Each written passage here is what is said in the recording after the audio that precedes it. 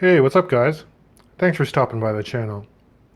So in this video, I'm going to be reviewing one of my favorite budget Swiss brands out there, and that's Glycine. So the review model here on the left is the newly developed Glycine Combat Chronograph, the GL1004, and I'm just going to contrast that to the more classic automatic diver that Glycine puts out. And this one is actually the bronze version of this. It's the GL0187. So I'm just going to hold these up side by side so you can take in the similar Glycine design language. With respect to dimensions, both watches are very similar. You got that traditional 42mm case diameter. Flipping to the side, both watches have a 50mm lug-to-lug, and you can see how those lugs turn down to hug your wrist. Case thickness on the Combat Chronograph is slightly thicker, coming in at 11.5mm, whereas on the automatic diver comes in at a very thin 10mm. And then the lug opening for both of these, where the leather straps are, is 22mm. So excellent case proportions, and it holds true to most of the Glycine Combat models. Now I just wanted to point out some quick differences between these two models. One, let's start off with the logo. So on the Combat Chronograph here, they went with a more traditional crown or W style logo. You can see it on the crown there as well. And then for the automatic diver, they went with the newer eagle style logo. Other subtle differences, for the bezel, both have unidirectional bezels. The Combat Chronograph went with a more classic 60-click unidirectional bezel.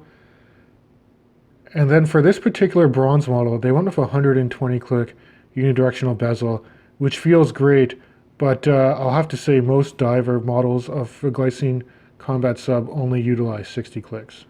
And then probably the biggest difference, which I'm sure you noticed by the sweep of a seconds hand, is that the Combat Chronograph went with a Swiss quartz movement, and the Combat Automatic utilizes a Swiss automatic movement.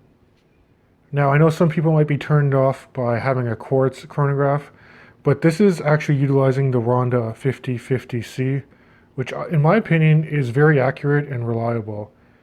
It's got 13 joules, it's got almost a 5-year power reserve on it, and it even has a power save mode where if you were unscrewing the screw down crown and then you pull out the stem to the first position, it will save power well past the 5-year mark if you're not going to be wearing this watch all the time. Now I think they did go with the quartz movement here for a couple of reasons. One, to keep the thickness down. Again, 11.5mm, very thin for any chronograph that's out there. This could still slip under a dress collar or sleeve. And they also did it to keep the cost down. On a good day, you could find these watches new for around $200 US, but I think people bought these out and prices have slowly creeped up towards to more the $400 US mark.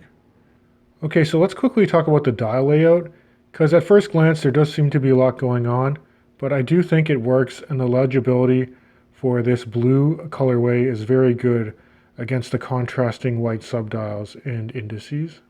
So you got 3 subdials. I'll quickly mention each of their functions. The one close to the 3 o'clock is your running seconds. You can see it ticking away at 1 second increments there.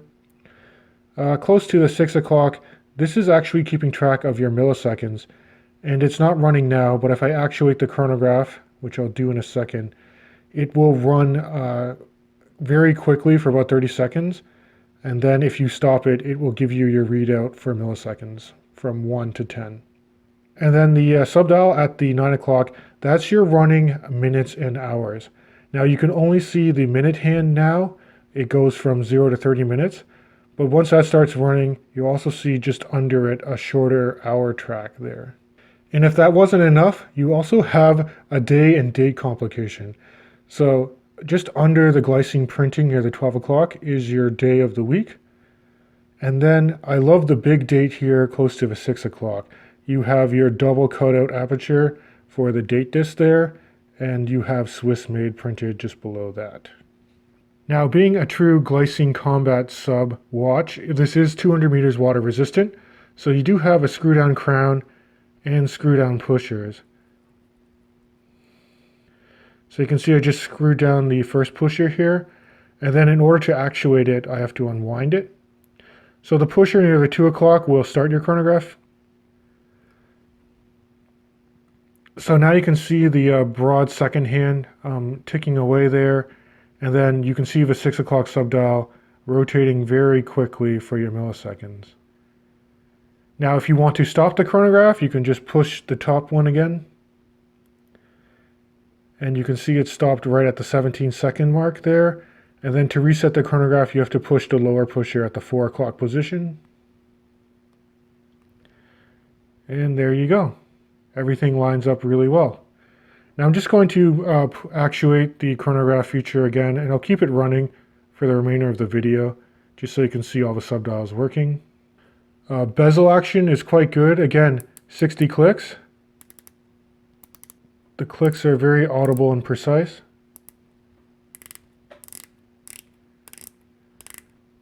And the alignment is quite good as well.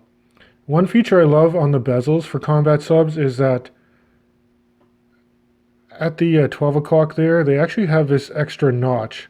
So you can actually feel and grip this and get very quick orientation on the bezel that way. It is a blue aluminum insert bezel.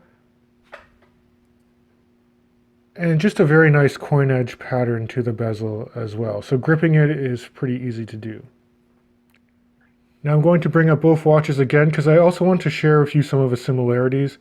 Look at the handset. They're both pretty identical. So you have that Mercedes or circle tipped hour hand there. Then you have that sword style minute hand. And then note the fine tip on the second hand that just has that square cutout near the edge of a dial. Now low light legibility on both watches is quite good. The hour hands light up very well with lume. The applied indices on the bronze ones obviously going to lume a lot better, but I can appreciate that with the combat chronograph. They also put lume on all of the chronograph hands as well. So I'm going to give you a side-to-side low light shot just so you can see the lume on both these watches. So I will note, on the left with the combat chronograph, I do wish that they actually applied lume to the borders of the Arabic numerals for the hour markings and not just the dots there. And also note that there is no luminous triangle on the bezel of a combat chronograph. Whereas if you contrast that to the automatic combat sub on the right, you have excellent lume applied to all of the indices, and even the triangle looms up very nicely. Okay, so let's quickly talk about finishing of this watch. Again, this is built to a very high standard. If you unscrew the screw down crown, I just want to mention, just look at the construction of that crown tube there. There's like no wobble whatsoever. Pulling it out to the first position is your quick date set function, and then pulling it all the way out will hack the movement, stop the running seconds, and then you can quickly adjust the time. Flipping to the side, you have high polish on the shoulders of the lugs here. You do have that signed Glycine logo on the crown. And then the tops of the case is just brushing, nothing too fancy.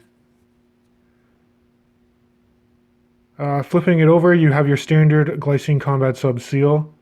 And then you do have indication that it's all stainless steel, 20 Atmos or 200 meters water resistant, and the sapphire crystal. Note that the case back is screwed in, and also note that this leather strap is actually aftermarket. This is a Horween leather that I actually pulled off of my Zelos swordfish. So the OEM bracelet on this watch is actually quite nice. It's your standard Glycine affair. It's got your 3 levels of micro adjust on the clasp. The clasp is milled out and it's got twin trigger release and solid end links. Just standard friction pins, nothing fancy to write home about, but it is a well-constructed bracelet. I just find it wears more comfortably on the leather. And here's a wrist shot for you guys, just so you can see how it wears on my 19 centimeter or about 7.5 inch wrist. And again, very nice, still low profile on this watch. I love those turn down lugs, how they hug the wrist. and it does wear extremely comfortable on a leather strap. I guess a potential stigma is that Invicta did buy out Glycine a couple of years ago, but comparing these newer models, I actually haven't noticed a decrease in the quality. Some of the designs for some of the newer Glycines have changed, and you can see Invicta's fingerprints all over it, and those kind of turn me off. But for their more classic models, like the Combat Sub with the chronograph feature, I think this is a very well built watch. Okay guys, but let me know what you think in the comments below. Maybe let me know what your favorite model of Combat Sub is and why. I love to see your guys' feedback, and as always, I'll catch you guys in the next video.